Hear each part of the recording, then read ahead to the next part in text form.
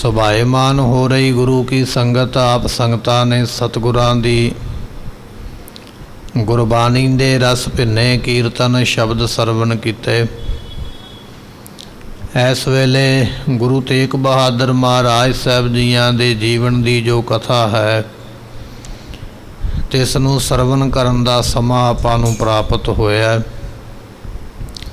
ਸਾਰਿਆਂ ਤੋਂ ਪਹਿਲਾਂ ਸਤਿਗੁਰਾਂ ਦੀ ਗੁਰਬਖਸ਼ਿਸ਼ ਗੁਰਫਤਿਹ ਦੀ ਹਾਜ਼ਰੀ ਲਵਾਈਏ, ਮਿਲ ਕੇ ਆਖੀਏ ਵਾਹਿਗੁਰੂ ਜੀ ਕਾ ਖਾਲਸਾ ਵਾਹਿਗੁਰੂ ਜੀ ਕੀ ਫਤਿਹ। ਗੁਰੂ ਤੇਗ ਬਹਾਦਰ ਮਹਾਰਾਜ ਜੀਆਂ ਨੂੰ ਔਰੰਗਜ਼ੇਬ ਨੇ ਸਵਾਲ ਕੀਤਾ, ਤੁਸੀਂ ਆਪਣਾ ਨਾਮ ਤੇਗ ਬਹਾਦਰ ਰੱਖਿਆ, ਇਸ ਨਾਮ ਦਾ ਮਾਇਨਾ ਕੀ ਹੈ, ਅਰਥ ਕੀ ਹੈ? ਗੁਰੂ ਤੇਗ ਬਹਾਦਰ ਪਾਤਸ਼ਾਹ ਕਹਿਣ ਲੱਗੇ, ਜੇ ਸਾਡੇ ਨਾਮ ਦੀ ਤਾਕਤ ਜਾਣਨੀ ਚਾਹੁੰਦਾ ਹੈ ਤੇ ਫੌਲਾਦ ਦੇ ਲੋਹੇ ਦੀ ਇੱਕ ਤਲਵਾਰ ਬਣਵਾ, ਜਨਬੀ ਸ਼ਹਿਰ ਜਾਂ ਹਲੱਬ ਜਿਹੜਾ ਸ਼ਹਿਰ ਹੈ ਉੱਥੋਂ ਦੇ ਕਾਰੀਗਰਾਂ ਨੇ ਬਣਾਈ ਹੋਵੇ। ਇੱਥੋਂ ਦੇ ਬੜੇ ਮਸ਼ਹੂਰ ਕਾਰੀਗਰ ਨੇ ਜੋ ਬਹੁਤ ਸੋਹਣਾ ਸ਼ਸਤਰ ਤਿਆਰ ਕਰਦੇ, ਜਿਹੜਾ ਜੰਗ ਮੈਦਾਨ ਦੇ ਵਿੱਚ ਨਾ ਟੁੱਟਦਾ ਨਾ ਖੁੰਡਾ ਹੁੰਦਾ, ਅਤੇ ਬੜਾ ਕੋਈ ਬਲ ਵਾਲਾ ਸੂਰਮਾ ਉਹਦੇ ਹੱਥਾਂ ਵਿੱਚ ਉਹ ਤਲਵਾਰ ਫੜਾਈ ਜਾਵੇ। ਉਸ ਤਲਵਾਰ ਦੇ ਅੱਗੇ ਇੱਕ ਕਾਗਜ਼ ਦਾ ਟੁਕੜਾ ਬੰਨ੍ਹ ਦੇਵੋ, ਉਸ ਟੁਕੜੇ ਨੂੰ ਕਿਸੇ ਕੱਚੇ ਧਾਗੇ ਦੇ ਨਾਲ ਬੱਧਾ ਜਾਵੇ, ਫਿਰ ਤੈਨੂੰ ਪਤਾ ਲੱਗੇਗਾ ਵੀ ਸਾਡੇ ਨਾਮ ਦੀ ਕੀ ਤਾਕਤ ਹੈ। ਇਹ ਗੱਲ ਸੁਣ ਕੇ ਔਰੰਗਜ਼ੇਬ ਨੇ ਇਸ ਤਰ੍ਹਾਂ ਦੀ ਇੱਕ ਤਲਵਾਰ ਤਿਆਰ ਕਰਵਾਈ ਹੈ। ਆਖਣ ਲੱਗਾ ਵੀ ਇਹਦੇ ਉੱਪਰ ਕਾਗਜ਼ ਦਾ ਟੁਕੜਾ ਬੰਨ੍ਹ ਕੇ ਤੇ ਉੱਪਰ ਇੱਕ ਕੱਚਾ ਧਾਗਾ ਬੱਧਾ ਜਾਵੇ। ਇਹ ਇਤਿਹਾਸ ਪ੍ਰਸੰਗ ਆਪਾਂ ਪਿੱਛੇ ਸਰਵਣ ਕਰਕੇ ਆਏ। ਇੱਥੋਂ ਮਹਾਰਾਜ ਅੱਗੇ ਆਪਾਂ ਨੂੰ ਪ੍ਰਸੰਗ ਪ੍ਰਾਪਤ ਹੋ ਰਿਹਾ। 10ਵੇਂ ਪਾਤਸ਼ਾਹ ਜੀਆਂ ਨੇ ਭਾਈ ਜੈਤਾ ਨਾਮ ਜੀਆਂ ਦਾ ਸਿੱਖ ਅਨੰਦਪੁਰ ਸਾਹਿਬ ਤੋਂ ਭੇਜਿਆ। ਇਹ ਵੀ ਗੁਰੂ ਤੇਗ ਬਹਾਦਰ ਪਾਤਸ਼ਾਹ ਨੂੰ ਮਿਲਿਆ। ਮਹਾਰਾਜ ਕਹਿਣ ਲੱਗੇ, ਭਾਈ ਜੈਤਿਆ, ਜਦੋਂ ਸਾਡੀ ਸ਼ਹੀਦੀ ਹੋਵੇਗੀ ਸਾਡਾ ਸੀਸ ਤੇਰੀ ਝੋਲੀ ਵਿੱਚ ਆ ਕੇ ਤੈਨੂੰ ਪ੍ਰਾਪਤ ਹੋਵੇਗਾ। ਤੂੰ ਡਰਨਾ ਨਹੀਂ ਹੈ, ਬਿਨਾਂ ਕਿਸੇ ਡਰ ਤੋਂ ਸਾਡਾ ਸੀਸ ਅਨੰਦਪੁਰ ਸਾਹਿਬ ਪਹੁੰਚਾਉਣਾ ਹੈ। ਇਹ ਸੇਵਾ ਅਸੀਂ ਤੈਨੂੰ ਦਿੰਦੇ ਹਾਂ। ਸਾਡੀ ਸ਼ਹੀਦੀ ਦੇ ਸਮੇਂ ਸਾਡੇ ਨੇੜੇ ਰਵੀਂ, ਇਹ ਸਾਡਾ ਬਚਨ ਹੈ। ਇਹ ਇਤਿਹਾਸ ਆਪਾਂ ਸਰਵਣ ਕੀਤਾ ਹੈ। ਇੱਥੋਂ ਮਹਾਰਾਜ ਅੱਗੇ ਕਿਰਪਾ ਕਰ ਰਹੇ। ਆਓ ਭਾਵਨਾ ਨਾਲ ਸਰਵਣ ਕਰੀਏ, ਮਿਲ ਕੇ ਆਖੀਏ ਸਤਨਾਮ ਸ੍ਰੀ ਵਾਹਿਗੁਰੂ ਸਾਹਿਬ ਜੀ। ਉਸ ਵੇਲੇ ਸਤਿਗੁਰਾਂ ਨੇ ਭਾਈ ਜੈਤਾ ਜੀਆਂ ਨੂੰ ਸੇਵਾ ਇਹ ਲਾਈ ਹੈ ਵੀ ਤੂੰ ਸਾਡਾ ਸੀਸ ਦਿੱਲੀ ਲੈ ਕੇ ਜਾਣਾ।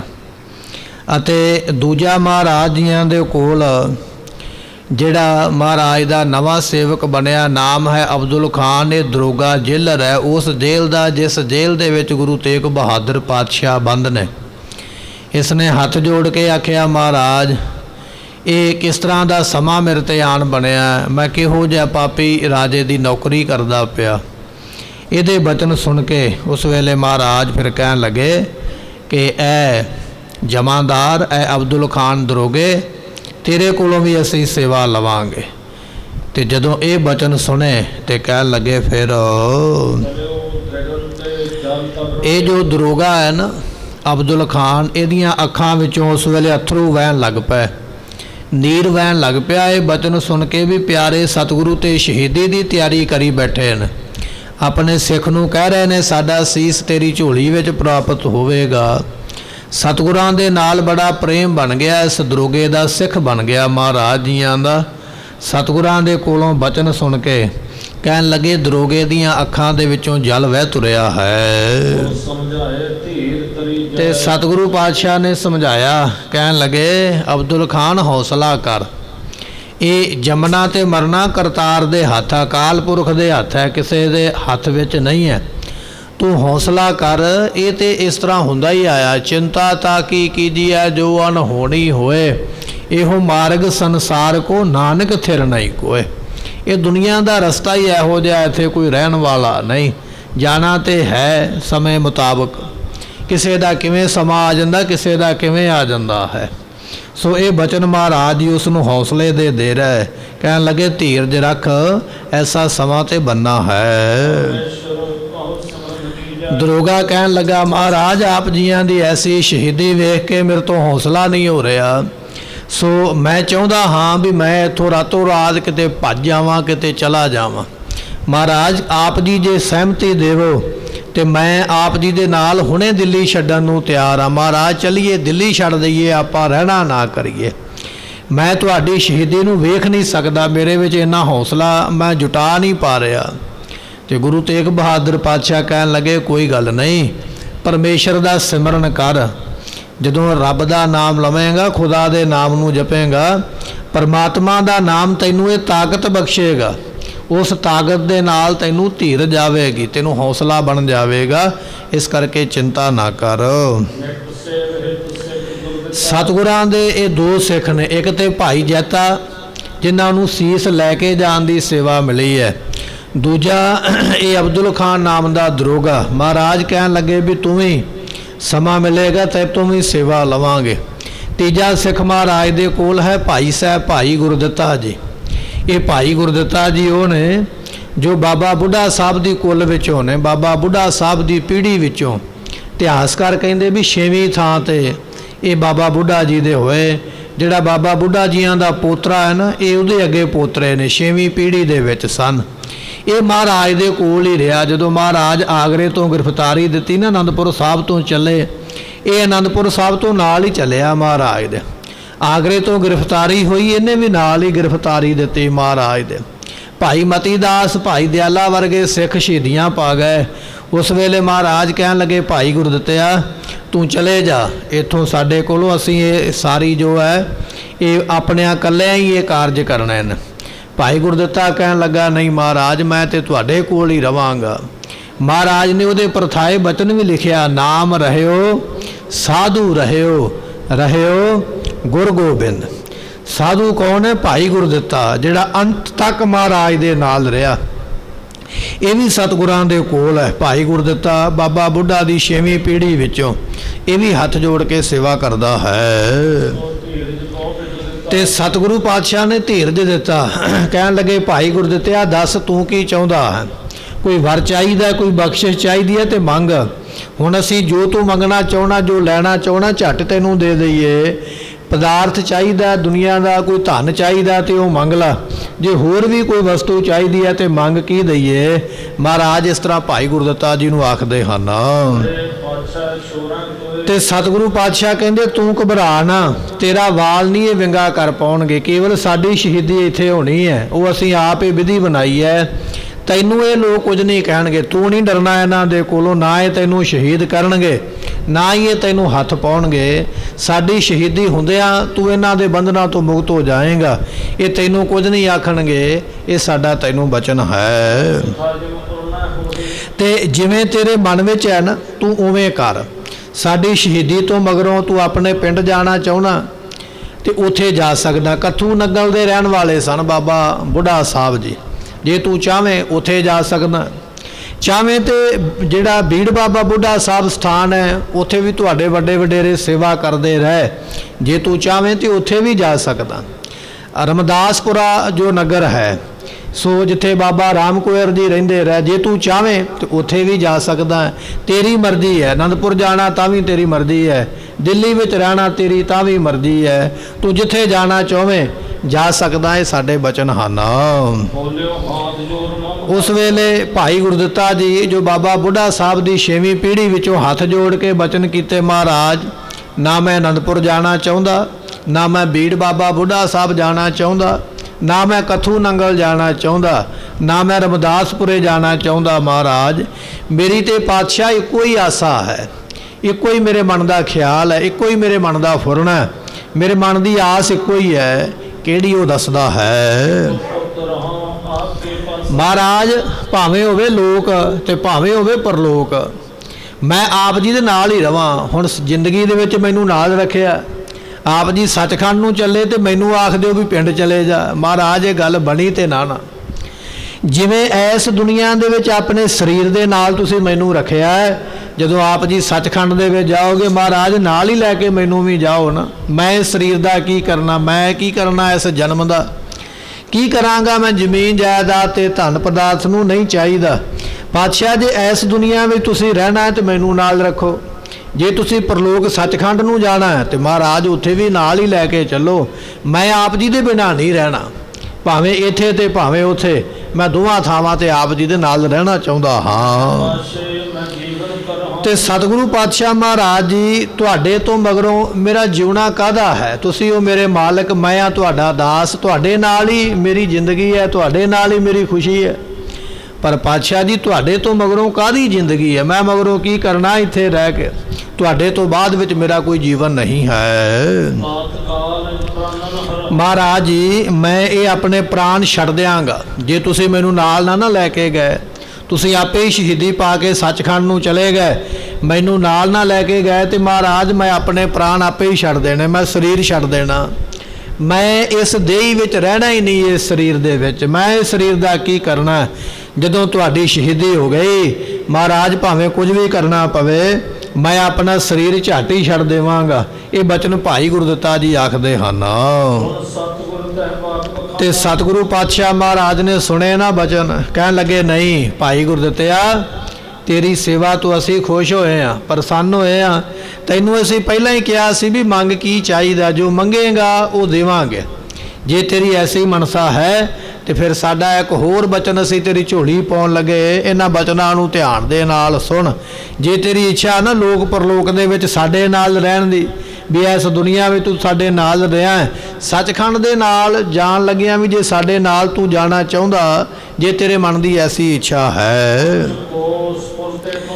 ਮਹਾਰਾਜ ਕਹਿਣ ਲੱਗੇ ਵੀ ਜਿੱਥੇ ਆਪਾਂ ਬੈਠੇ ਆ ਨਾ ਇਸ ਵੇਲੇ ਜੇਲ੍ਹ ਦੇ ਵਿੱਚ, ਇੱਥੋਂ 5 ਕੋਹ ਦੀ ਦੂਰੀ ਤੇ ਇੱਕ ਸਥਾਨ ਬਣਿਆ। ਕਹਿਣ ਲੱਗੇ ਉਸ ਸਥਾਨ ਦੇ ਉੱਪਰ ਤੂੰ ਜਾ ਕੇ ਰਹਿਣਾ ਹੈ। ਬਾਬਾ ਬੁੱਢਾ ਸਾਹਿਬ ਜੀ ਉਸ ਵੇਲੇ ਇੱਥੇ ਰਹਿ ਸਨ ਆ ਕੇ। ਜਦੋਂ ਸਾਹਿਬ ਗੁਰੂ ਹਰਗੋਬਿੰਦ ਮਹਾਰਾਜ ਜੀ ਅੰਮ੍ਰਿਤਸਰ ਦੀ ਧਰਤੀ ਤੋਂ ਚੱਲ ਕੇ ਗਏ ਸਨ ਜਹਾਂਗੀਰ ਬਾਦਸ਼ਾਹ ਦੇ ਕੋਲ, ਤੇ ਜਹਾਂਗੀਰ ਨੇ ਆਖਿਆ ਸੀ ਮਹਾਰਾਜ ਗਵਾਲੀਅਰ ਦੇ ਕਿਲੇ ਵਿੱਚ ਮੇਰੀ ਜਗ੍ਹਾ ਤੇ ਆਪ ਜੀ ਜਾ ਕੇ ਉੱਥੇ ਮੇਰੇ ਵਾਸਤੇ ਤਸਬੀਹ ਫੇਰੋ, ਮਾਲਾ ਫੇਰੋ, ਮੇਰੇ ਤੇ ਸੰਕਟ ਆ ਗਿਆ ਉਹ ਟਲ ਜਾਏਗਾ। ਉਦੋਂ ਗੁਰੂ ਪਾਤਸ਼ਾਹ ਗਵਾਲੀਅਰ ਰਹੇ ਸਨ ਗੁਰੂ ਹਰਗੋਬਿੰਦ ਮਹਾਰਾਜ, ਤੇ ਬਾਬਾ ਬੁੱਢਾ ਸਾਹਿਬ ਜੀ ਇੱਥੇ ਬਾਕੀ ਦਿਆਂ ਸੇਵਕਾਂ ਸਿੱਖਾਂ ਨੂੰ ਰਹਿ ਕੇ ਲੈ ਕੇ ਤੇ ਦਿੱਲੀ ਵਿੱਚ ਰਹੇ ਸਨ। ਉਹ ਯਾਦਗਾਰ ਬਾਬਾ ਬੁੱਢਾ ਸਾਹਿਬ ਦੀ ਯਾਦ ਵਿੱਚ ਉੱਥੇ ਬਣੀ ਹੋਈ। ਮਹਾਰਾਜ ਕਹਿਣ ਲੱਗੇ ਵੀ ਤੂੰ ਬਾਬਾ ਬੁੱਢਾ ਸਾਹਿਬ ਦੀ ਕੁਲ ਵਿੱਚੋਂ ਆਇਆ ਬਾਬਾ ਗੁਰਦਿੱਤਾ ਜੀ, ਤੇ ਸਾਡੇ ਤੋਂ ਮਗਰੋਂ ਜੇ ਤੂੰ ਇਹ ਮਨਸ਼ਾ ਕਰ ਲਈ ਹੈ ਵੀ ਸਾਡੇ ਨਾਲ ਜਾਣਾ, ਉਹ ਸਥਾਨ ਇੱਥੋਂ 5 ਕੋਹ ਦੀ ਦੂਰੀ ਤੇ ਹੈ ਜਿੱਥੇ ਆਪਾਂ ਬੈਠੇ ਆ। ਤੇ ਬਾਬਾ ਬੁੱਢਾ ਸਾਹਿਬ ਜੀ ਉਸ ਸਥਾਨ ਤੇ ਕੁਝ ਸਮਾਂ ਰਹਿ ਕੇ ਗਏ ਹਨ, ਕਿਉਂਕਿ ਗੁਰੂ ਹਰਗੋਬਿੰਦ ਪਾਤਸ਼ਾਹ ਮਹਾਰਾਜ ਜੀ ਗਵਾਲੀਅਰ ਦੇ ਕਿਲੇ ਵਿੱਚ ਗੁਰਮੁਖੋ ਕਾਫੀ ਲੰਮਾ ਸਮਾਂ ਰਹੇ ਸਨ। ਜਹਾਂਗੀਰ ਨੇ ਬਚਨ ਤੇ 40 ਦਿਨਾਂ ਦਾ ਕੀਤਾ ਸੀ ਮਹਾਰਾਜ ਦੇ ਨਾਲ। 40 ਦਿਨ ਜਿਸ ਨੂੰ ਆਪਾਂ ਚਾਲੀਆ ਕਹਿੰਦੇ, ਵੀ 40 ਦਿਨ ਮੇਰੀ ਥਾਂ ਤੇ ਜਾ ਕੇ ਉੱਥੇ ਮੇਰੇ ਨਾਮ ਦੀ ਮਾਲਾ ਫੇਰੋ, ਮੇਰਾ ਭਲਾ ਕਰ ਦਿਓ। ਪਰ 40 ਦਿਨਾਂ ਤੋਂ ਕਿਤੇ ਵੱਧ ਮਹਾਰਾਜ ਫਿਰ ਉੱਥੇ ਰਹੇ ਤੇ ਫਿਰ ਜਾ ਕੇ ਮਹਾਰਾਜ ਉਸ ਕਿਲੇ ਵਿੱਚੋਂ ਬਾਹਰ ਨਿਕਲੇ ਸਨ। ਗੁਰੂ ਤੇਗ ਬਹਾਦਰ ਪਾਤਸ਼ਾਹ ਕਹਿ ਰਹੇ, ਕਹਿੰਦੇ ਸਾਡੇ ਪਿਤਾ ਗੁਰੂ ਹਰਗੋਬਿੰਦ ਪਾਤਸ਼ਾਹ ਮਹਾਰਾਜ ਸਾਹਿਬ ਜੀ ਜਦੋਂ ਗਵਾਲੀਅਰ ਦੇ ਕਿਲੇ ਵਿੱਚ ਗਏ ਸਨ, ਉਸ ਵੇਲੇ ਸਾਰੇ ਜਿੰਨੇ ਘੋੜੇ ਸਨ ਮਹਾਰਾਜ ਦੇ ਨਾਲ ਘੋੜੇ ਔਰ ਜਿੰਨੇ ਸਿੱਖ ਹਨ ਉੱਥੇ ਬਾਬਾ ਬੁੱਢਾ ਸਾਹਿਬ ਜੀ ਰਹਿ ਸਨ। ਮਹਾਰਾਜ ਜੀ ਨੂੰ ਪੁੱਛਿਆ ਮਹਾਰਾਜ ਮੇਰੇ ਵਾਸਤੇ ਕੀ ਸੇਵਾ ਹੈ, ਤੇ ਗੁਰੂ ਹਰਗੋਬਿੰਦ ਪਾਤਸ਼ਾਹ ਕਹਿਣ ਲੱਗੇ ਬਾਬਾ ਬੁੱਢਾ ਸਾਹਿਬ ਜੀ ਅਸੀਂ ਤੇ ਹੁਣ ਕਿਲੇ ਦੇ ਅੰਦਰ ਰਹਿਣਾ ਤੇ ਕਾਫੀ ਲੰਮਾ ਸਮਾਂ ਲੱਗ ਜਾਣਾ, ਇਹ ਸਾਡੇ ਘੋੜੇ ਤੇ ਸਾਡੇ ਸਿੱਖਾਂ ਦੀ ਜ਼ਿੰਮੇਵਾਰੀ ਤੁਹਾਡੇ ਕੋਲ ਹੈ। ਬਾਬਾ ਬੁੱਢਾ ਸਾਹਿਬ ਜੀ ਕਹਿਣ ਲੱਗੇ ਮਹਾਰਾਜ ਆ ਜਮਨਾ ਦੇ ਕਿਨਾਰੇ ਤੇ ਬੜਾ ਸੋਹਣਾ ਹਰਿਆ ਹਰਿਆ ਘਾਹ ਹੈ। ਪਾਤਸ਼ਾਹ ਕਹਿੰਦੇ ਫਿਰ ਇੱਥੇ ਹੀ ਰਹੋ, ਇਸੇ ਘਾਹ ਜਿਹੜਾ ਹੈ ਉਹ ਸਾਡੇ ਘੋੜਿਆਂ ਨੂੰ ਚਾਰਦੇ ਰਹੋ ਅਤੇ ਸਾਡੇ ਸਿੱਖਾਂ ਨੂੰ ਇੱਥੇ ਨਾਲ ਰੱਖਿਓ, ਫਿਰ ਇੱਥੋਂ ਅਸੀਂ ਤੁਹਾਡੇ ਨਾਲ ਮੇਲ ਮਿਲਾਪ ਕਰਾਂਗੇ। ਉੱਥੇ ਬਾਬਾ ਬੁੱਢਾ ਸਾਹਿਬ ਜੀ ਰਹਿ ਸਨ। ਤੇ ਗੁਰਮੁਖੋ ਜਦੋਂ ਉਹ ਚੰਦੂ ਦੀਵਾਨ ਨੂੰ ਮਹਾਰਾਜ ਨੇ ਲਿਆ ਨਾ ਜਹਾਂਗੀਰ ਦੇ ਕੋਲੋਂ, ਆਖਿਆ ਵੀ ਇਹ ਸਾਡਾ ਗੁਨਹਗਾਰ ਹੈ ਸਾਨੂੰ ਦੇ ਦੇ, ਤੇ ਜਹਾਂਗੀਰ ਨੇ ਝਾਟੀ ਮਹਾਰਾਜ ਦੇ ਹਵਾਲੇ ਕਰ ਦਿੱਤਾ। ਚੰਦੂ ਨੂੰ ਉਸ ਵੇਲੇ ਬੰਨ੍ਹ ਕੇ ਰੱਸੇ ਦੇ ਨਾਲ ਤੇ ਇਸੇ ਸਥਾਨ ਤੇ ਹੀ ਮਹਾਰਾਜ ਲੈ ਕੇ ਆਏ ਸਨ। ਤੇ ਇੱਕ ਪਸ਼ੂਆਂ ਦੇ ਕਿੱਲੇ ਤੇ ਜਿਵੇਂ ਆਪਾਂ ਪਸ਼ੂ ਬੰਨੀਦਾ ਨਾ, ਇਵੇਂ ਮਹਾਰਾਜ ਨੇ ਚੰਦੂ ਨੂੰ ਪਸ਼ੂਆਂ ਦੇ ਕਿੱਲੇ ਵਿੱਚ ਜਿੱਥੇ ਪਸ਼ੂ ਬੰਨੇ ਜਾਂਦੇ, ਭੇਡਾਂ ਬੱਕਰੀਆਂ ਬੰਨੀਆਂ ਜਾਂਦੀਆਂ, ਇਸ ਤਰ੍ਹਾਂ ਉਹ ਕਿੱਲੇ ਦੇ ਨਾਲ ਬੰਨ੍ਹ ਕੇ ਉੱਥੇ ਹੀ ਬਿਠਾਇਆ ਸੀ ਜਿੱਥੇ ਬਾਬਾ ਬੁੱਢਾ ਸਾਹਿਬ ਜੀ ਇਹ ਸਾਰੀ ਸੇਵਾ ਕਰਦੇ ਰਹੇ। ਸੋ ਇਹ ਉਹ ਸਥਾਨ ਹੈ। ਬਾਬਾ ਬੁੱਢਾ ਸਾਹਿਬ ਜੀ ਨੇ ਆਖਿਆ, ਮਹਾਰਾਜ ਇੱਥੇ ਬੜਾ ਸੋਹਣਾ ਹਰਿਆ ਭਰਿਆ ਘਾਹ ਹੈ। ਪਾਤਸ਼ਾਹ ਕਹਿੰਦੇ ਫਿਰ ਇੱਥੇ ਘੋੜਿਆਂ ਦੀ ਸਾਂਭ ਸੰਭਾਲ ਕਰੋ, ਅਸੀਂ ਤੁਹਾਨੂੰ ਮਿਲਾਂਗੇ। ਇਹ ਗੁਰੂ ਤੇਗ ਬਹਾਦਰ ਪਾਤਸ਼ਾਹ ਜੀ ਉਹ ਬਚਨ ਕਰਦੇ ਪਏ, ਕਹਿਣ ਲੱਗੇ ਵੀ ਬਾਬਾ ਬੁੱਢਾ ਸਾਹਿਬ ਜੀ ਰਹੇ ਨੇ ਘੋੜਿਆਂ ਨੂੰ ਉੱਥੇ ਚਾਰਨ ਵਾਸਤੇ। ਤੇ ਉਸ ਵੇਲੇ ਬਾਬਾ ਗੁਰਦਿੱਤਾ ਜੀ, ਭਾਈ ਗੁਰਦਿੱਤਾ ਜੀ ਕਹਿਣ ਲੱਗੇ, ਮਹਾਰਾਜ ਬਾਬਾ ਬੁੱਢਾ ਸਾਹਿਬ ਦੇ ਸਥਾਨ ਤੇ ਜਾ ਕੇ ਕੀ ਕਰਨਾ? ਤੇ ਪਾਤਸ਼ਾਹ ਕਹਿਣ ਲੱਗੇ, ਕਰਨਾ ਕੀ ਹੈ, ਤੁਸੀਂ ਉੱਥੇ ਜਾ ਕੇ ਆਪਣਾ ਸਰੀਰ ਤਿਆਗ ਦਿਓ, ਆਪਣਾ ਸਰੀਰ ਛੱਡ ਦਿਓ ਜਾ ਕੇ ਉੱਥੇ। ਤੁਸੀਂ ਆਖਦੇ ਹੋ ਨਾ ਵੀ ਸੱਚਖੰਡ ਦੇ ਨਾਲ ਹੀ ਸਾਡੇ ਜਾਣਾ, ਅਸੀਂ ਤੁਹਾਨੂੰ ਨਾਲ ਹੀ ਲੈ ਕੇ ਜਾਵਾਂਗੇ। ਸੋ ਤੇਗ ਬਹਾਦਰ ਬੋਲਿਆ, ਧਰ ਪਈਐ ਧਰਮ ਨਾ ਛੋੜੀਐ, ਬਾਹੇ ਜਿਨ੍ਹਾਂ ਦੀ ਪਕੜੀਐ ਸਿਰ ਦੀਜੈ ਬਾਹੇ ਨਾ ਛੋੜੀਐ। ਗੁਰੂ ਤੇਗ ਬਹਾਦਰ ਪਾਤਸ਼ਾਹ ਦੇ ਮੁਖ ਦੇ ਬਚਨ, ਜਿਹਦੀ ਬਾਹ ਇੱਕ ਵਾਰੀ ਫੜ ਲਈਏ ਨਾ ਉਹਦੀ ਬਾਹ ਛੱਡੀ ਦੀ ਨਹੀਂ। ਤੇ ਮਹਾਰਾਜ ਹੁਣ ਕਿਵੇਂ ਬਾਹ ਛੱਡਣਗੇ ਭਾਈ ਗੁਰਦਿੱਤਾ ਜੀ ਦੀ? ਪਾਤਸ਼ਾਹ ਕਹਿਣ ਲੱਗੇ, ਉਸ ਸਥਾਨ ਤੇ ਇੱਥੋਂ 5 ਕੋਹ ਦੀ ਦੂਰੀ ਤੇ ਹੈ ਭਾਈ ਗੁਰਦਿੱਤਾ ਜੀ, ਉੱਥੇ ਜਾ ਕੇ ਆਪਣਾ ਸਰੀਰ ਉਸ ਦਿਨ ਛੱਡ ਦਿਓ ਜਿਸ ਦਿਨ ਤੁਹਾਨੂੰ ਪਤਾ ਲੱਗੇਗਾ ਵੀ ਅਸੀਂ ਸ਼ਹੀਦੀ ਦੇ ਦਿੱਤੀ ਹੈ। ਸਾਡੀ ਸ਼ਹੀਦੀ ਦੀ ਖਬਰ ਸੁਣਦਿਆਂ ਤੁਸੀਂ ਵੀ ਆਪਣਾ ਇਹ ਸਰੀਰ ਸੌਖਾ ਹੀ ਛੱਡ ਦੇਵੋਗੇ। ਕਿਵੇਂ ਛੱਡੋਗੇ? ਜਿਵੇਂ ਇੱਕ ਸੱਪ ਆਪਣੀ ਕੁੰਜ ਸੌਖੀ ਲਾ ਦਿੰਦਾ ਹੈ, ਕੁੰਜ ਲਾ ਕੇ ਤੇ ਉਹ ਨਵੇਂ ਸਰੀਰ ਵਿੱਚ ਚਲੇ ਜਾਂਦਾ ਹੈ, ਇਸੇ ਤਰ੍ਹਾਂ ਕੁੰਜ ਦੇ ਵਾਂਗ ਸੌਖਾ ਹੀ ਤੁਸੀਂ ਸਰੀਰ ਤਿਆਗ ਕੇ ਮਰਜ਼ੀ ਦੇ ਨਾਲ ਤੁਸੀਂ ਸਾਡੇ ਕੋਲ ਆ ਜਾਣਾ ਹੈ। ਤੇ ਪਾਤਸ਼ਾਹ ਕਹਿਣ ਲੱਗੇ ਵੀ ਅਸੀਂ ਜਾਣਾ ਸੱਚਖੰਡ ਨੂੰ, ਇਹ ਸਾਰਾ ਕਾਰਜ ਕਰਕੇ ਤੇ ਤੈਨੂੰ ਵੀ ਫਿਰ ਗੁਰਮੁਖਾ ਅਸੀਂ ਨਾਲ ਹੀ ਲੈ ਕੇ ਜਾਵਾਂਗੇ ਨਾ, ਕਿਉਂਕਿ ਅਸੀਂ ਬਚਨ ਵੀ ਆਖੇ ਨੇ, ਨਾਮ ਰਹਿਓ ਸਾਧੂ ਰਹਿਓ। ਤੂੰ ਸਾਡੇ ਨਾਲ ਰਿਹਾ ਨਾ ਇੱਥੇ ਜਨਮ ਦੇ ਨਾਲ, ਇਸ ਸਰੀਰ ਦੇ ਨਾਲ, ਤੇ ਪਰਲੋਕ ਦੇ ਵਿੱਚ ਵੀ ਤੈਨੂੰ ਨਾਲ ਹੀ ਰੱਖਾਂਗੇ, ਸੱਚਖੰਡ ਦੇ ਨਾਲ ਹੀ ਤੈਨੂੰ ਲੈ ਕੇ ਜਾਵਾਂਗੇ। ਸਤਿਗੁਰਾਂ ਨੇ ਭਾਈ ਗੁਰਦਿੱਤਾ ਜੀ ਨੂੰ ਇਹ ਸੇਵਾ ਦਿੱਤੀ ਹੈ। ਗੁਰਮੁਖੋ, ਗੁਰੂ ਤੇਗ ਬਹਾਦਰ ਪਾਤਸ਼ਾਹ ਦੀ ਸ਼ਹੀਦੀ ਦੇ ਪ੍ਰਸੰਗ ਆਪਾਂ ਕਈ ਢਾਡੀ ਦਰਬਾਰਾਂ ਵਿੱਚੋਂ ਜਾਂ ਕਈਆਂ ਦੀਵਾਨਾਂ ਵਿੱਚੋਂ ਸਰਵਣ ਕੀਤੇ ਵੀ ਸ਼ਹੀਦੀ ਕਿਵੇਂ ਹੋਈ ਹੈ, ਪਰ ਸ਼ਹੀਦੀ ਤੋਂ ਪਹਿਲਾਂ ਕਿਹੜੇ ਕਿਹੜੇ ਕੌਤਕ ਵਰਤਾਏ ਮਹਾਰਾਜ ਜੀਆਂ ਨੇ, ਕਿਹੜੇ ਕਿਹੜੇ ਸਿੱਖ ਮਿਲੇ, ਕਿਹੜੇ ਕਿਹੜੇ ਸਿੱਖਾਂ ਨੇ ਕੀ ਸੇਵਾ ਲਈ ਹੈ। ਇਹ ਬਚਨ ਸਾਨੂੰ ਜਿਹੜੇ ਨੇ ਇੰਨੀ ਬਰੀਕੀ ਵਿੱਚ ਸੁਣਨ ਵਾਸਤੇ ਆਮ ਜਗ੍ਹਾ ਤੇ ਨਹੀਂ ਮਿਲਦੇ। ਇਹ ਲੜੀਵਾਰ ਕਥਾ ਦੇ ਵਿੱਚ ਨਿੱਕੀਆਂ ਨਿੱਕੀਆਂ ਗੱਲਾਂ ਜੀਵਨ ਦੀਆਂ ਮਹਾਰਾਜ ਦੇ ਉਹ ਸਾਨੂੰ ਪ੍ਰਾਪਤ ਹੁੰਦੀਆਂ। ਇਹ ਪਹਿਲੀ ਵਾਰੀ ਬਚਨ ਸਾਨੂੰ ਪ੍ਰਾਪਤ ਐਸਾ ਹੋ ਰਿਹਾ ਹੈ ਵੀ ਭਾਈ ਗੁਰਦਿੱਤਾ ਜੀਆਂ ਨੂੰ ਮਹਾਰਾਜ ਨੇ ਬਚਨ ਆਖਿਆ ਸੀ। 3 ਸਿੱਖ ਮਹਾਰਾਜ ਦੇ ਕੋਲ ਨੇ, ਭਾਈ ਜੈਤਾ ਜੀ ਨੂੰ ਸੀਸ ਲੈ ਕੇ ਜਾਣ ਦੀ ਸੇਵਾ ਮਿਲੀ ਹੈ। ਅਬਦੁਲ ਖਾਨ ਦਰੋਗੇ ਨੂੰ ਆਖਿਆ ਤੂੰ ਸਾਡੇ ਕੋਲ ਰਹੀ, ਤੇਰੇ ਤੋਂ ਵੀ ਸੇਵਾ ਲਵਾਂਗੇ। ਅਤੇ ਤੀਜਾ ਸਿੱਖ ਭਾਈ ਗੁਰਦਿੱਤਾ, ਇਹਨੂੰ ਬਚਨ ਹੋਇਆ ਵੀ ਜਿਸ ਦਿਨ ਸਾਡੀ ਸ਼ਹੀਦੀ ਦਾ ਬਚਨ ਤੈਨੂੰ ਸੁਣ ਜਾਵੇ ਉਸ ਦਿਨ ਜਾ ਕੇ ਤੂੰ 5 ਕੋਹ ਦੀ ਦੂਰੀ ਤੇ ਆਪਣਾ ਸਰੀਰ ਤਿਆਗ ਦੇਵੀਂ, ਤੈਨੂੰ ਨਾਲ ਹੀ ਅਸੀਂ ਸੱਚਖੰਡ ਲੈ ਕੇ ਚੱਲਾਂਗੇ। ਇਸ ਤਰ੍ਹਾਂ ਕਹਿ ਕੇ ਨਾ ਮਹਾਰਾਜ ਨੇ ਸਾਰਿਆਂ ਨੂੰ ਆਪਣੇ ਤੋਂ ਪਾਸੇ ਕਰ ਦਿੱਤਾ। ਕਹਿੰਦੇ ਜਾਓ ਭਾਈ ਹੁਣ ਪਾਸੇ ਹੋ ਜਾਓ, ਸਾਡੇ ਹੁਣ ਜਿਹੜਾ ਅਸੀਂ ਕੰਮ ਕਰਨਾ ਉਹ ਕਰਨ ਦਾ ਸਮਾਂ ਨੇੜੇ ਆ ਗਿਆ। ਤੁਸੀਂ ਸਾਡੇ ਨੇੜੇ ਰਹੋਗੇ ਨਾ ਤੇ ਵੇਖ ਕੇ ਤੁਹਾਡਾ ਮਨ ਬੜਾ ਦੁਖੀ ਹੋਵੇਗਾ, ਤੁਸੀਂ ਬਹੁਤ ਜ਼ਿਆਦਾ ਘਬਰਾਓਗੇ, ਕਿਉਂਕਿ ਅਸੀਂ ਕਾਰਜ ਬੜਾ ਵੱਡਾ ਕਰਨਾ ਹੈ ਇਸ ਵੇਲੇ। ਇਹ ਕਹਿ ਕੇ ਮਹਾਰਾਜ ਨੇ ਉਹਨਾਂ 3 ਸਿੱਖਾਂ ਨੂੰ ਹੁਕਮ ਕੀਤਾ ਵੀ ਇਸ ਵੇਲੇ ਪਾਸੇ ਹੋ ਜਾਓ, ਸਾਡੇ ਤੋਂ ਦੂਰ ਹੋ ਜਾਣਾ ਕਰੋ।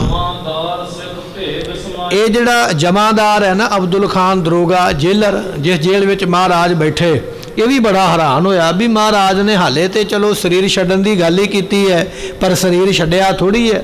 ਮਹਾਰਾਜ ਤੇ ਪਹਿਲਾਂ ਹੀ ਕਹਿ ਰਿਹਾ ਵੀ ਸਾਨੂੰ ਛੱਡ ਕੇ ਚਲੇ ਜਾਓ। ਨਾਲ ਭਾਈ ਜੈਤਾ ਜੀ, ਭਾਈ ਗੁਰਦਿੱਤਾ ਜੀ, ਇਹ ਸਾਰੇ ਸਿੱਖ ਹੈਰਾਨ ਹੋ ਗਏ ਇਹ ਬਚਨ ਸੁਣ ਕੇ ਵੀ ਮਹਾਰਾਜ ਸਾਨੂੰ ਦੂਰ ਜਾਣ ਵਾਸਤੇ ਕਿਉਂ ਆਖਦੇ ਹਨ। ਅਜੇ ਇਹ ਬਚਨ ਹੁੰਦਾ ਹੀ ਪਿਆ ਸੀ। ਮਹਾਰਾਜ ਤੇ ਜਾਣਦੇ ਸਨ ਵੀ ਸਮਾਂ ਬਣ ਗਿਆ, ਹੁਣ ਅਸੀਂ ਸ਼ਹੀਦ ਹੋ ਜਾਣਾ, ਪਰ ਸਿੱਖਾਂ ਨੂੰ ਨਹੀਂ ਪਤਾ ਵੀ ਇਹ ਸਮਾਂ ਇੰਨੀ ਛੇਤੀ ਆ ਜਾਣਾ ਹੈ। ਹਾਲੇ ਬਚਨ ਬਲਾਸ ਕਰਦੇ ਪਏ ਮਹਾਰਾਜ ਸਾਹਿਬ ਜੀ। ਇਹਨੇ ਚਿਰ ਨੂੰ ਔਰੰਗਜ਼ੇਬ ਦੇ ਭੇਜੇ ਹੋਏ ਵਜ਼ੀਰ, ਸਿਪਾਹੀ, ਉਹ ਜਲਾਦ ਵਗੈਰਾ ਜਿਨ੍ਹਾਂ ਜਿਨ੍ਹਾਂ ਨੇ ਸਾਰਿਆਂ ਨੇ ਡਿਊਟੀ ਨਿਭਾਉਣੀ ਹੈ, ਉਹ ਸਾਰੇ ਇਕੱਠੇ ਹੋ ਕੇ ਚੱਲ ਕੇ ਆ ਗਏ ਹਨ। ਕਹਿਣ ਲੱਗੇ ਵੀ ਇਹ ਨੀਚ ਜਿਹੜਾ ਬਾਦਸ਼ਾਹ ਹੈ, ਨੀਚ ਬਾਦਸ਼ਾਹ ਕੌਣ? ਔਰੰਗਜ਼ੇਬ, ਬੜੀ ਨੀਚੀ ਮੱਤ ਵਾਲਾ, जिसने साधु संत किसी नूं छड्डिया ही नहीं है। गुरमुखो कल्ले सिख गुरु की गल की शहीदी नहीं है, इसने कोई हिंदू जे कोई धर्मात्मा तो उन्होंने भी नहीं छड्डिया। इत्थों तक कि मुसलमान किसी इसने बंदगी वाले फकीर नूं भी नहीं छड्डिया। ये ऐसा पापी राजा है, किसी भी धर्म के किसी भी संत नूं इसने छड्डिया नहीं। जिहड़ा जिहड़ा इहदे अगे अड़ गया जां जिसने भी ये सामने सच बोल दिता, इन्हें उसनूं मार के मुका दिता, परे कर दिता। ऐसा ही नीच बादशाह हिंदुस्तान के तख्त ते बैठा है। कहन लगे भी इस नीच बादशाह के भेजे हुए बंदे वो तेग लैके जिहड़ी तेग बनाई सी ना फलाद दे लोहे की, जिहदे उपर कागज बन्निया होया तो उपर कच्चा धागा बधा होया, ये लैके उस वेले आ गए ਹਨ। ਅਤੇ उस वेले सतगुरु पातशाह के कोल आके ये जिहड़े वजीर ने ना महाराज नूं वेख के आखन लगे, कहन लगे गुरु तेग बहादुर पातशाह, असी बादशाह औरंगजेब ने सानू भेजिया, असी तुहाडे नाल कोई जरूरी वचन कर रहे हैं, उन्हां वचनां नूं सुन लेना करो। सो जिवें तुसीं आखिया, क्योंकि औरंगजेब ने सुनेहा भेजिया सी ना गुरु तेग बहादुर पातशाह दे कोल भी तुहाडा नाम तेग बहादुर क्यों है। तो गुरु तेग बहादुर महाराज कहन लगे भी जी ये गल जाननी है तो फिर फुलाद दे लोहे की तलवार बनाओ, उहदे उपर बड़ा मोटा कागज ला के उपर धागा बन देवो। एक बड़े बल वाला जिहड़ा पठान है वो अपने हथ में वो तलवार फड़ के लैके आवे तो फिर असी अपने नाम का मायना दसांगे भी नाम का मतलब की है। इस तरह ही इन्होंने किया, तलवार बनाई है, तलवार उपर धागा बद्धा, कागज बद्धा लैके तो एक बड़े बल वाला पठान जिहड़ा ना वो आ गया। तो उस वेले वजीर कह रहा, कहन लगा महाराज साहब जीओ, आप जी ने आख्या सी भी जे नाम का मायना जानना, अर्थ जानना, एक तलवार बना के लियाओ, धागा ते कागज बन के लियाओ। तो पातशाह जी असी तुहाडा वचन वो पूरा किया। आ वेखो तलवार असी नाल लैके आए हैं, बड़ी सख्त बनी हुई, बड़ी तिखी है, और ये उपर वेखो महाराज कागज भी बद्धा होया, कागज के उपर धागा भी बद्धा होया है। तुहाडे कह मुताबिक ये सारा कुछ असी लैके आए हाँ। महाराज तुसीं आखिया सी भी असी नाम दा दसांगे भी साडे नाम दे विच किहड़ी शक्ति है, साडे नाम दे विच किहड़ी करामात है।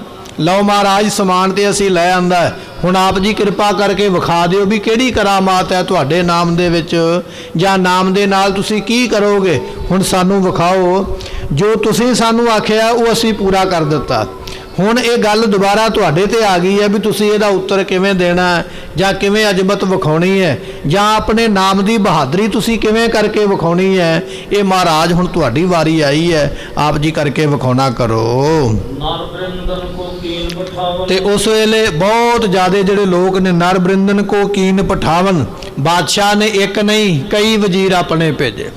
अज सब तो वड्डा विरोधी औरंगजेब बादशाह का साहिब गुरु तेग बहादुर महाराज जी सब तो वड्डे विरोध बादशाह के मन में यह है भी गुरु मेरा विरोधी है, मेरा विरोध करता है, मेरे काम नूं चलन नहीं दिंदा। महाराज की शहीदी दुनिया नूं विखाउण वास्ते पक्के पैरी प्रबंध करदियां होया औरंगजेब ने एक नहीं कई अपने सैनापति वजीर कमांडर फौज दे भेजे, कई सिपाही भेजे। इस तरह बहुती गिनती में लोग इकट्ठे होके आए हैं। तो ये जिहड़े लोग ने आके कहन लगे, कहंदे महाराज क्यों अपने एवें जान दे मगर पए हो, इहदे च बादशाह का कोई कसूर नहीं, बादशाह तो तुहानूं मौका दिंदा पिया।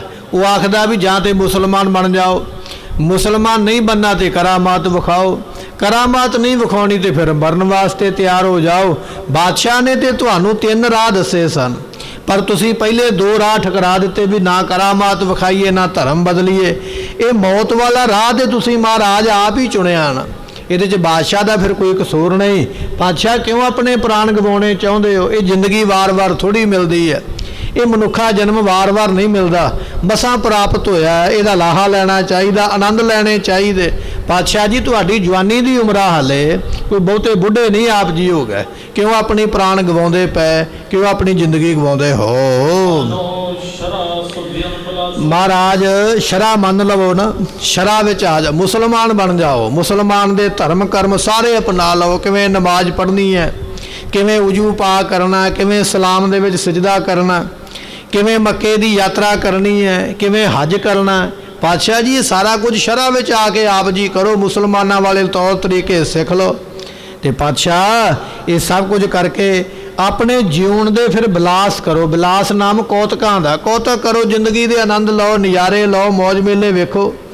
ਇਹ ਜਿੱਦ ਕੀਤਿਆਂ ਕੁਝ ਨਹੀਂ ਹੋਣਾ, ਜਿੱਦ ਕੀਤਿਆਂ ਸਰੀਰ ਚਲੇ ਜਾਣਾ, ਇਹ ਦੁਬਾਰਾ ਨਹੀਂ ਮਿਲਣਾ। ਪਰ ਜੇ ਜਿੱਦ ਛੱਡ ਦਿਓਗੇ ਤੇ ਫਿਰ ਬਾਦਸ਼ਾਹ ਤੁਹਾਡੇ ਤੇ ਖੁਸ਼ ਹੋਵੇਗਾ ਤੇ ਨਜ਼ਾਰੇ ਲਓ ਜ਼ਿੰਦਗੀ ਦੇ।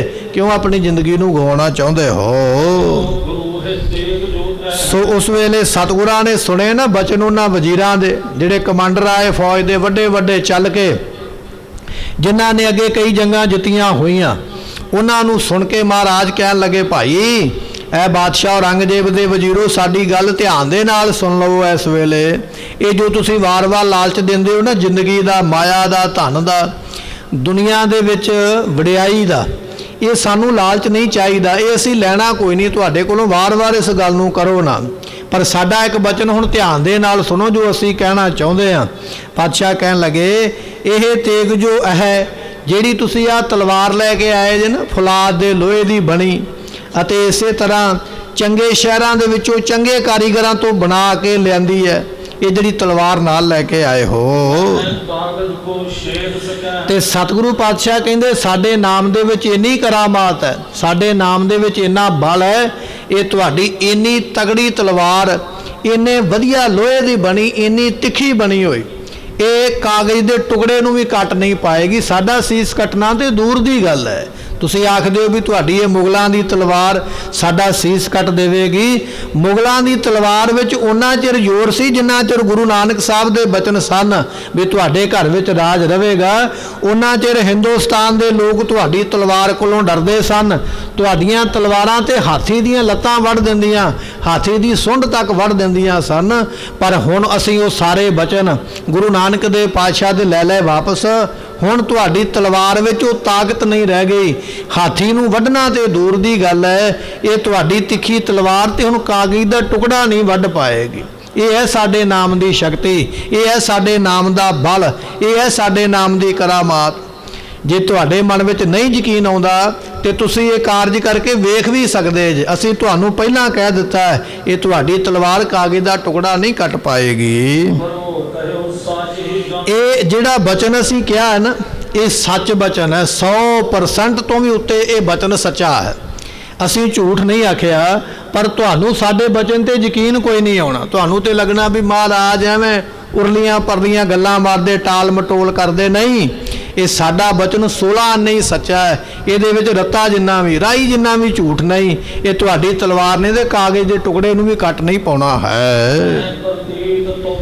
ਤੇ ਸਤਿਗੁਰੂ ਪਾਤਸ਼ਾਹ ਕਹਿੰਦੇ ਵੀ ਤੁਹਾਨੂੰ ਅਸੀਂ ਨਹੀਂ ਜਾਣਦੇ ਵੀ ਸਾਡੀ ਗੱਲ ਤੇ ਯਕੀਨ ਆਇਆ ਹੈ ਕਿ ਨਹੀਂ ਆਇਆ। ਪਰ ਜੇ ਨਹੀਂ ਨਾ ਯਕੀਨ ਆਇਆ ਤੇ ਪਾਤਸ਼ਾਹ ਕਹਿੰਦੇ ਪਰਖ ਲਓ, ਇਹ ਪ੍ਰੈਕਟੀਕਲ ਕਰਕੇ ਵੇਖ ਲਓ ਨਾ ਸਾਡੇ ਸਾਹਮਣੇ। ਜੇ ਤੁਹਾਨੂੰ ਲੱਗਦਾ ਵੀ ਸਾਡੇ ਬਚਨ ਨੇ ਝੂਠੇ ਤੇ ਤੁਹਾਡੀ ਤਲਵਾਰ ਵਿੱਚ ਬੜੀ ਤਾਕਤ ਹੈ, ਤੇ ਜਿਹੜਾ ਪਠਾਨ ਹੱਥ ਵਿੱਚ ਤਲਵਾਰ ਚੁੱਕ ਕੇ ਲਿਆਇਆ ਇਹਦੇ ਵਿੱਚ ਬੜਾ ਜ਼ੋਰ ਹੈ ਤੇ ਤਲਵਾਰ ਬੜੀ ਮਜ਼ਬੂਤ ਹੈ, ਜੇ ਤੁਹਾਨੂੰ ਲੱਗਦਾ ਵੀ ਸਾਡਾ ਬਚਨ ਇਹ ਠੀਕ ਨਹੀਂ ਤੇ ਫਿਰ ਅਜਮਾ ਕੇ ਵੇਖ ਲਵੋ ਕਰਕੇ। ਜੇ ਇਹ ਕੱਟ ਜਾਵੇ ਤੇ ਅਸੀਂ ਝੂਠੇ, ਤੇ ਜੇ ਨਾ ਕੱਟ ਪਾਈ ਤੇ ਸਮਝਿਓ ਵੀ ਅਸੀਂ ਸੱਚੇ ਹਾਂ। ਤੇ ਤੁਹਾਡੀ ਤਲਵਾਰ ਵਿੱਚ ਹੁਣ ਤਾਕਤ ਨਹੀਂ ਰਹਿ ਗਈ। ਇਹ ਤੁਸੀਂ ਹੱਥੀਂ ਕਰਕੇ ਵੇਖ ਸਕਦੇ ਹੋ। ਤੇ ਉਸ ਵੇਲੇ ਸਤਿਗੁਰੂ ਪਾਤਸ਼ਾਹ ਕਹਿਣ ਲੱਗੇ, ਜੇ ਤੁਸੀਂ ਵੇਖਣਾ ਚਾਹੁੰਦੇ ਹੋ ਆ ਪਿੰਜਰੇ ਦਾ ਦਰਵਾਜ਼ਾ ਖੋਲੋ। ਜਿਸ ਪਿੰਜਰੇ ਵਿੱਚ ਅਸੀਂ ਬੈਠੇ ਹਾਂ ਨਾ, ਲੋਹੇ ਦਾ ਪਿੰਜਰਾ ਐਸਾ ਭਿਆਨਕ ਬਣਿਆ ਹੋਇਆ ਹੈ, ਜਿਹਦੇ ਵਿੱਚ ਚੰਗੀ ਤਰ੍ਹਾਂ ਗੁਰਮੁਖੋ ਬੈਠਾ ਹੀ ਨਹੀਂ ਜਾ ਸਕਦਾ, ਜਿਹਦੇ ਵਿੱਚ ਖੜਿਆ ਨਹੀਂ ਹੋਇਆ ਜਾ ਸਕਦਾ, ਲੰਮੇ ਨਹੀਂ ਪਿਆ ਜਾ ਸਕਦਾ। ਐਸੇ ਪਿੰਜਰੇ ਵਿੱਚ ਮਹਾਰਾਜ ਕਈ ਦਿਨ ਬੰਦ ਰਹੇ। ਪਾਤਸ਼ਾਹ ਕਹਿਣ ਲੱਗੇ, ਜੇ ਯਕੀਨ ਨਹੀਂ ਆਇਆ ਤੇ ਖੋਲੋ ਆ ਪਿੰਜਰੇ ਦਾ ਦਰਵਾਜ਼ਾ, ਤੇ ਫਿਰ ਤੁਹਾਨੂੰ ਅਸੀਂ ਇਹ ਸਾਰਾ ਕੌਤਕ ਕਰਕੇ ਦਿਖਾਉਂਦੇ ਹਾਂ। ਤੇ ਉਸ ਵੇਲੇ ਮਹਾਰਾਜ ਦਾ ਬਚਨ ਮੰਨ ਕੇ ਜਿਹੜਾ ਬਾਦਸ਼ਾਹ ਔਰੰਗਜ਼ੇਬ ਦਾ ਵਜ਼ੀਰ ਆਇਆ ਨਾ, ਉਹਨੇ ਸਿਪਾਹੀਆਂ ਨੂੰ ਹੁਕਮ ਦਿੱਤਾ ਵੀ ਇਹ ਪਿੰਜਰੇ ਦਾ ਦਰਵਾਜ਼ਾ ਖੋਲ੍ਹਿਆ ਜਾਵੇ। ਪਿੰਜਰੇ ਦਾ ਦਰਵਾਜ਼ਾ ਖੁੱਲ੍ਹਿਆ। ਸਾਹਿਬ ਗੁਰੂ ਤੇਗ ਬਹਾਦਰ ਮਹਾਰਾਜ ਸਾਹਿਬ ਜੀ ਉਸ ਪਿੰਜਰੇ ਦੇ ਵਿੱਚੋਂ ਆਪਣਾ ਚਰਨ ਮਹਾਰਾਜ ਨੇ ਬਾਹਰ ਰੱਖਿਆ ਧਰਤੀ ਦੇ ਉੱਪਰ। ਐਸੇ ਸਤਿਗੁਰੂ ਨੇ ਜਿਹੜੇ ਮਹਾਰਾਜ ਜੀ ਪ੍ਰੋਖ ਗਿਆਨ ਦੇਣ ਵਾਲੇ, ਸੋ ਸਿੱਖ ਦੇ ਮਨ ਦੇ ਵਿੱਚ ਬ੍ਰਹਮ ਗਿਆਨ ਦੀ ਦਾਤ ਬਖਸ਼ਿਸ਼ ਕਰਨ ਵਾਲੇ, ਐਸੇ ਸਤਿਗੁਰੂ ਮਹਾਰਾਜ ਜੀ ਸਮਰੱਥ ਨੇ। ਉਸ ਪਿੰਜਰੇ ਵਿੱਚੋਂ ਮਹਾਰਾਜ ਆਪਣਾ ਚਰਨ ਬਾਹਰ ਰੱਖ ਕੇ ਤੇ ਬਾਹਰ ਨਿਕਲੇ ਹਨ। ਤੇ ਸਤਿਗੁਰੂ ਪਾਤਸ਼ਾਹ ਮਹਾਰਾਜ ਕਹਿਣ ਲੱਗੇ ਵੀ ਚਲੋ ਭਾਈ, ਤੁਹਾਨੂੰ ਇਹ ਕੌਤਕ ਕਰਕੇ ਵਿਖਾਈਏ, ਕਰਨਾ ਕਿੱਥੇ ਹੈ। ਇਹਨਾਂ ਨੇ ਦੱਸਿਆ, ਕਹਿਣ ਲੱਗੇ ਵੀ ਮਹਾਰਾਜ ਉਹ ਜਗ੍ਹਾ ਤੇ ਅਸੀਂ ਚੁਣੀ ਕੋਈ ਨਹੀਂ ਖਾਸ, ਵੀ ਉਹ ਕਿਹੜੀ ਜਗ੍ਹਾ। ਸਤਿਗੁਰੂ ਜੀ ਪਿੰਜਰੇ ਵਿੱਚੋਂ ਬਾਹਰ ਨਿਕਲੇ। फिर जेड़ी जेल विच कैद सन, जेल वड्डी हुंदी ना, चार चफेरे बड़ी कंध, बड़ा इलाका वलिया हुंदा। महाराज हौली हौली चले ते चल के उस जेल के दरवाजे विच आ गए, जिहड़ा मुख दरवाजा है ना जेल तो बाहर कढ़न वाला। चलदियां चलदियां उस दरवाजे के उपर पहुँचे हन। ਅਤੇ ਸੋਢੀਆਂ ਦੇ ਕੁਲ ਦੇ ਸ਼੍ਰੋਮਣੀ ਨੇ ਸਾਹਿਬ ਗੁਰੂ ਤੇਗ ਬਹਾਦਰ ਪਾਤਸ਼ਾਹ ਜੀ, ਸਾਹਿਬ ਗੁਰੂ ਰਾਮਦਾਸ ਮਹਾਰਾਜ ਜੀਆਂ ਤੋਂ ਲੈ ਕੇ ਸਾਹਿਬ ਗੁਰੂ ਗੋਬਿੰਦ ਸਿੰਘ ਤੱਕ ਜਿੰਨੇ ਮਹਾਰਾਜ ਸਾਹਿਬ 6 ਗੁਰੂ ਹੋਏ, 6 ਗੁਰੂ ਸਾਹਿਬਾਨ ਸੋਢੀ ਕੁਲ ਵਿੱਚ ਪ੍ਰਾਪਤ ਹੋਏ। ਸੋ ਐਸੇ ਗੁਰੂ ਸਾਹਿਬਾਨ ਸੋਢੀਆਂ ਦੀ ਕੁਲ ਨੂੰ ਭਾਗ ਲਾਉਣ ਵਾਲੇ ਗੁਰੂ ਪਾਤਸ਼ਾਹ ਗੁਰੂ ਤੇਗ ਬਹਾਦਰ ਮਹਾਰਾਜ ਜੀ ਜੋ ਸ਼੍ਰੋਮਣੀ ਨੇ ਕਹਿੰਦੇ ਇਸ ਤਰ੍ਹਾਂ ਚੱਲ ਕੇ ਪਹੁੰਚੇ ਹਨ। इन्ने चिर नूं बादशाह औरंगजेब ने ढंडोरा पिट दिता। जेड़े उस वेले चौकीदार सन उन्होंने आख्या भी ढोल का डगा वजा के, पीपे वजा के, रौला पा के अनाउंसमेंट करके लोगों को इकट्ठे करो। हिंदू लोग भी इकट्ठे हो जान, मुसलमान भी इकट्ठे हो जान, होर भी जेड़े जाति धर्म के लोग ने सारे इकट्ठे हो जाओ। जिस गुरु के आसरे तुसीं आखदे सी भी साडा धर्म बच जाएगा, मैं अज उस गुरु नूं सारियां दे सामने कतल कर देवांगा। ना वो गुरु रहेगा, ना तुहाडा कोई धर्म बचा सकता। औरंगजेब ने शहर दे विच ढंडोरा पिट के, रौली पवा के, आवाज़ दे के, अनाउंसमेंट करके दिल्ली शहर दे वसनीक हज़ारां दी गिनती विच लोग इकट्ठे कीते हन। ते उस वेले वो जिहड़े लोग सन सारे इकट्ठे हो गए। सारियां नूं इकट्ठे करके बादशाह औरंगजेब दे वल्लों ਉਹਦੀ फौज वालों हुक्म है, जिथे चांदनी चौक है सारे जाने उत्थे चले जाओ, तुहानू एक तमाशा करके विखाईए, एक कौतक करके विखाईए। गुरु ये गल आखदा है, मैं इस्लाम नहीं कबूल करना, मैं शक्ति नहीं करामात नहीं विखाउणी है, और मैं हिंदू धर्म की रखिया करनी है। गुरु ये गल आखदा है। और गुरु ये भी गल कहंदा भी मुगलों की तलवार में इस वेले कोई ताकत नहीं है, ये कागज़ के टुकड़े नूं भी कट नहीं पाएगी।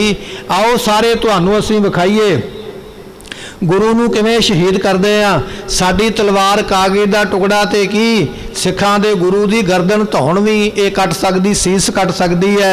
गुरु दे शहीद हो जाण तो मगरों फिर वेखियो किवें मैं हिंदुआं नूं मुसलमान बनावांगा। ये कुछ विखाउण वास्ते बादशाह औरंगजेब ने लोकां नूं चांदनी चौक दे विच इकट्ठे कर लिया है। इधरों गुरु तेग बहादुर पातशाह भी जेल विचों निकल के बाहर नूं तुरे ने।